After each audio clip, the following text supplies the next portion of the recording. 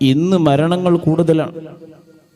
ചെറുപ്രായത്തിൽ തന്നെ ചെറുമക്കൾ, വളരെ ചെറിയ പ്രായം ചെന്ന ആളുകൾ തന്നെ ഒരു രോഗവുമില്ലാതെ മരിച്ചുകൊണ്ടിരിക്കുന്നു.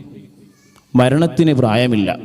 പണ്ടൊരാളോട് ഞാൻ പറഞ്ഞപ്പോൾ അയാൾ എന്നോട് മറുപടി പറഞ്ഞത്, ഉസ്താദ് അതിനിപ്പോൾ തന്നെ എന്തിനാ നന്നാവണത്, ഒരു 60 വയസ്സൊക്കെ ആകുമ്പോൾ നന്നായ പോരെ, ഇപ്പോൾ ഒരു 18 വയസ്സൊക്കെ അല്ലേ ആയിട്ടുള്ളൂ, 60 വയസ്സൊക്കെ ആവണതിൻ്റെ തൊട്ട് മുമ്പ് നന്നായ പോരെ എന്ന് ആ ചെറുപ്പക്കാരൻ മനസ്സിലാക്കി.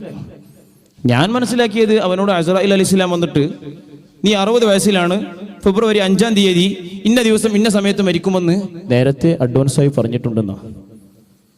അങ്ങനെ പറഞ്ഞ ഒരാൾക്കല്ലേ ഞാൻ 60 വയസ്സിൽ മരിക്കുമെന്ന് പറയാൻ പറ്റുള്ളൂ. വമാ തദ്രീ നഫ്സുൻ ബിഅയ്യി അർദിൻ തമൂത്ത്, എവിടെയാണ് മരിക്കുക എന്ന് ഒരു നഫ്സിനും അറിയില്ല. വലാ തഅലമു നഫ്സുൻ മാദാ തക്സിബു ഗദ, നാളെ എന്ത് പ്രവർത്തിക്കുമെന്ന് ഒരു നഫ്സിനും അറിയാൻ സാധിക്കൂല. പിന്നെ എങ്ങനെ നാം ഉറപ്പിച്ചിരിക്കും? അപ്പൊ ഉള്ള ജീവിതം, നമ്മുടെ നിമിഷങ്ങൾ നന്മയിൽ ഉപയോഗപ്പെടുത്തണം. ശാബുൻ നശഅ ഫീ ഇബാദത്തില്ലാഹ്, നാളെ നമുക്ക് അർശിന്റെ തണൽ ലഭിക്കാനുള്ള ഏകമാർഗം അള്ളാഹുവിന്റെ ആരാധനയിലായിട്ട് വളർന്ന യുവാവുണ്ടല്ലോ, അവനക്ക് നാളെ അർശിന്റെ തണലുണ്ട്.